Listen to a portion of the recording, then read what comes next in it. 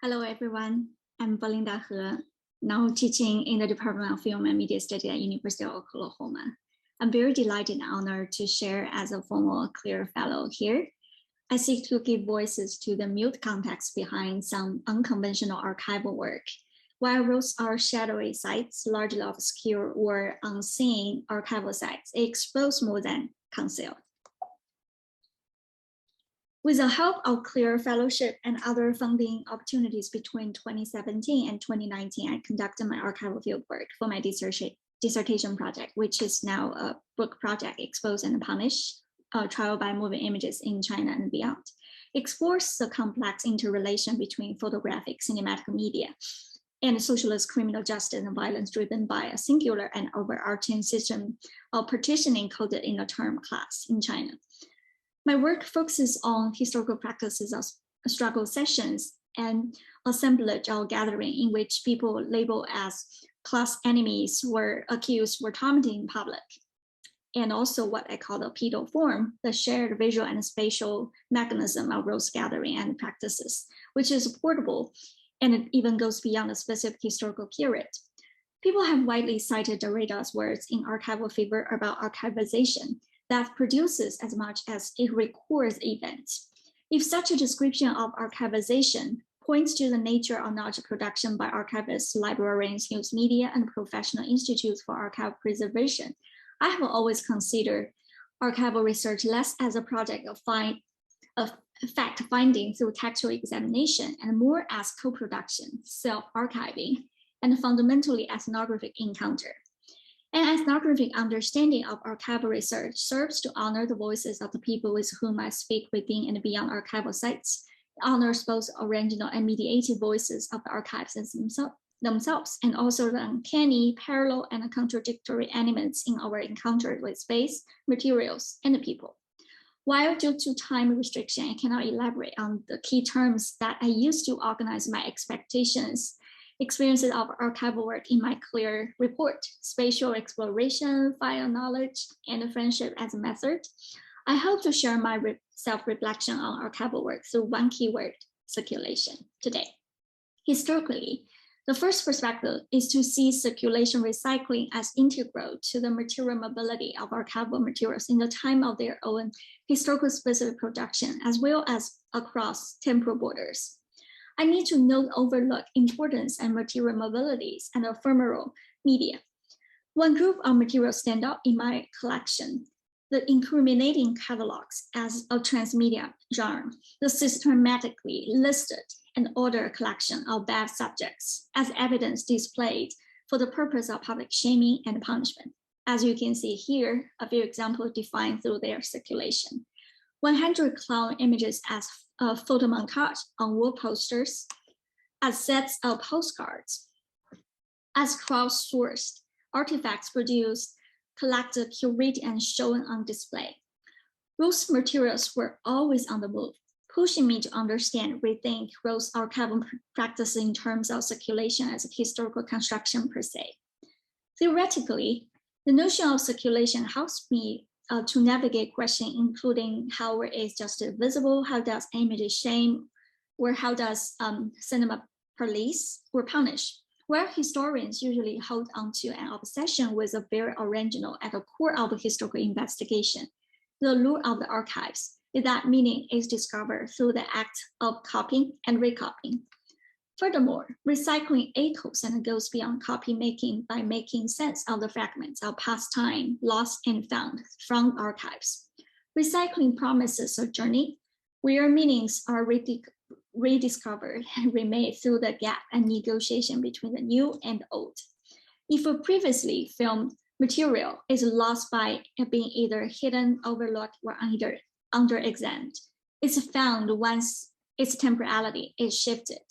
For me, this is a key perspective from which found footage can be understood as a kind of human encounter with moving images, or rather one's relationship to the archives, which defines and mediates itself in the intertwined act of recycling and circulation. Such a relationship fundamentally communicates different temporalities and blurs their borderlines. The third perspective is a methodological one about found footage as archive. Due to ongoing restrictions in the access to certain official archival materials between 1949 and 76, housed in China's site-specific archival sites and closure of film archives, I have to rediscover and work in a set of unconventional archival sites. Those included non-official library, private museum, industrial repository, flea market, and a personal storage room. I intended to shift my focus from what was officially claimed to be the unavailable to those, overlooked, forgotten, or suppressed from dominant official archives and narratives. During the whole process, the notions of archival genre, and archival site remained in flux and were redefined all the time. I also investigate online bookstores, image databases, oral historical accounts, and other virtual archives. And I consider those as both primary and secondary sources. Found footage became one of the most crucial and stimulating archival genres, as well as a mode of thinking. Thinking about circulation analytically, I have encountered orphan moving images, those unnamed, unidentifiable, or even misidentified across library, museum, film archives, and the digital marketplace.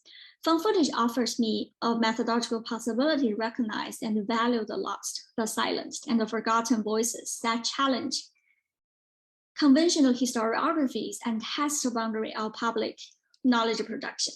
I intend to keep audiovisual economies alive as I examine those orphan images in their recycled narratives side by side with their archived versions.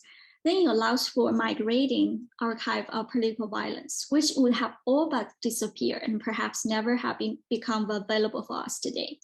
Acknowledging the crucial role of found footage in transnational visual economies and historiographic inquiries enables access to a new past and calls into question the old cinematic medium itself. A practical example is about piece of found footage traveling from my archival collection to the corpus of my pedagogical experiments. I recycled the archival footage in conjunction with clips and images from other source films to make a videographic essay called Cinema as Show Trial, as you can see here. I juxtaposed two sets of footage and play with the split screen and audiovisual designers.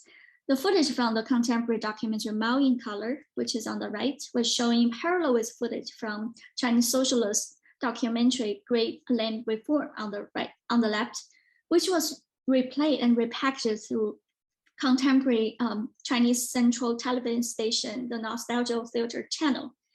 I see both pieces of recycled archival footage as mutually resonant in the aftermath of their ideologically antagonistic production. The two films were shot more or less in the same period. On the one hand, supposedly from two fully opposed perspectives within the Cold War context. And yet, on the other hand, with highly similar compositional details and emotionally charged human looks. In some ways, two pieces of footage speak to and testify to each other as two possible versions of the struggle session.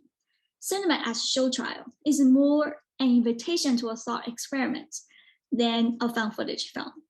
A collaborative project of self-theorizing is at play here for viewers and the video maker myself, who are symbolically put on trial and tested for whether or not we are rethinking the pedo form without being trapped in the Cold War ideological framework and mentality.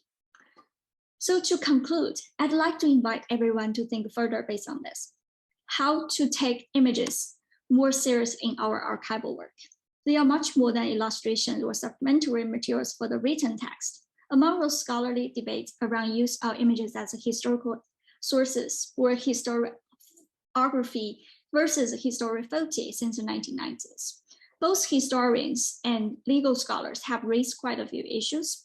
In line with those efforts to rethink the potentiality and limits of images as archive, I propose boundary crossing archival thinking would help us to note that the history of image and violence I'm tracing here could be fully produced and known only through an enduring process of its dynamic and even belated circulation as a production itself.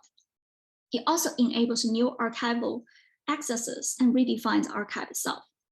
As my archival work further developed, the following questions found their way into my ongoing research agenda and methodological commitments. So what can we learn from those questionable problematic images and footage? What happens when scholars somehow rely on unofficial, unconventional sources, flea markets, and roam in everyday moving image archives, even reinvent archival genres? How do we develop our relationships to such sources, particular vernacular images in circulation?